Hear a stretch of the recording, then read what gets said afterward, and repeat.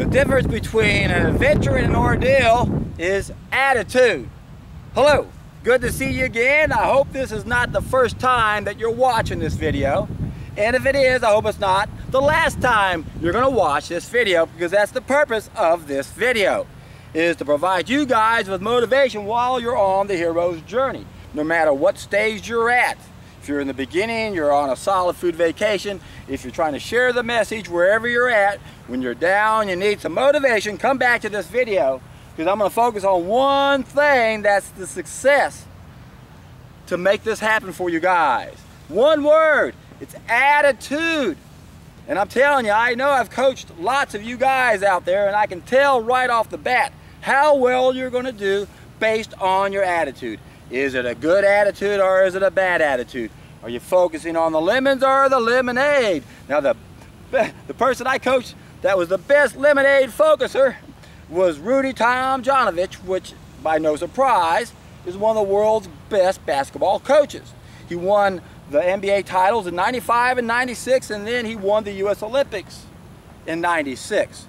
So he comes with really good credentials. When I coached him in 2003, the day he came down with bladder cancer, the day he quit his job because he knew he couldn't handle that stress. He knew he had to turn those lemons into lemonade, and he wanted to find someone to help him. That's when he found me. He hired me the same day. And I had the privilege of coaching him for 5 months. And I say privilege because when you coach Rudy Tomjanovich, when you work in any way with Rudy Tomjanovich, you're in for a treat. Why? Because he turns everything into lemonade. What a great attitude. It was so much fun working with him.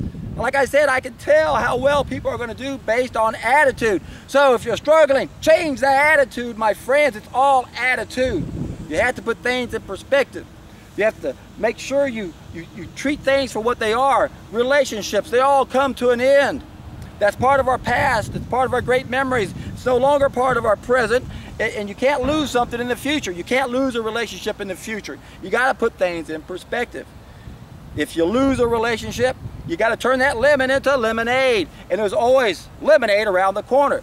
Again, Rudy T, there's a reason why he was such a successful coach. There's a reason why he was loved by everyone here in Houston. He was an icon in Houston. Came from very humble beginnings, very poor, like in the ghetto of Detroit, and came to be making $6 million a year as a coach.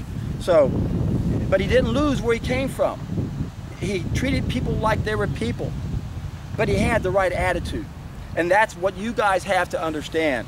When you have a good attitude, you're going to be willing to apply the knowledge and skills you've acquired. You're going to be willing to acquire new knowledge and skills that you're going to need if you don't have them. And you're going to be willing to deal with the obstacles, the roadblocks that can come in our way. And one of the biggest roadblocks we have is our attitude. We have to be willing to apply. We have to be willing to search. And that's our problem for a lot of us.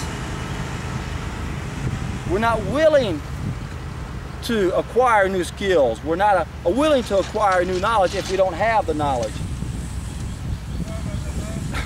And if we do have the knowledge, it's no good unless we apply it. So, I've explained this many times throughout my videos. It's incorporated. God, I didn't know they're going to be doing that today. It's incorporated into my special teaching tool I created. I even did a video that I'm really surprised it hasn't gone viral yet. If it would, I could win the Nobel Prize for medicine and peace and everything. I came up with a mathematical equation to solve all of our problems that are within our control. I did a special video on that. I'll put a link down below. And it has to do with understanding the performance equation. Our attitudes fit into this performance equation. If you need motivation, you have to understand how important that attitude is and how it's going to help you find the knowledge you need or the skills you need and then apply it. So when we look at our performance equation, there's two main factors: ableness and willingness. And this is obvious common sense, right? The more willing and able we are, the better we'll perform at anything. Now, what is ability? Ability is knowledge and skill. Skill is applied knowledge, but we can also have mental and physical dexterity. Some of us have brains that can operate a little bit more acrobatically than others, just like the bodies can act more acrobatically and can jump through hoops. So, but skill is mainly applied knowledge. And what we have to understand here, folks, is that that's the part we're missing. We don't have the knowledge. We're missing that knowledge. But the problem that we have is that most of us aren't willing to find that knowledge. And the biggest obstacle we have is we have false knowledge in its place. We cannot learn anything when we think we already know. But once we realize this, then we have to be willing to go looking for that information. So that's where attitude comes into play. In my special 6-box system, I have 3 stages of knowledge, 3 on the right path and 3 on the wrong path. We're on the wrong path with false knowledge, making mistakes and having problems. If we have false knowledge, we got to go through the first roadblock. So the performance equals ableness limited by those roadblocks. These are the obstacles. The bad attitude. We're not willing to do something, you see? So it's all attitude. In order to solve our problems, we've got to make a transformative move, a vertical move through the very first doorway or portal where there are roadblocks and obstacles. There are antagonizers and blockers, but we can turn those into facilitators and multipliers. So the performance equation is ableness limited by or divided by some of those roadblocks times multiplied by those same roadblocks. If we can turn them from antagonizers to facilitators.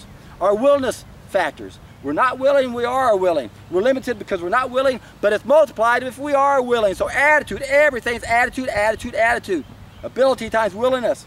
2 people, the same 2 people, except for the willingness factor. If you look at what they have, hey, they've got 2 college degrees, same college, same year, same GPA, same everything, same 20 years experience at the same company.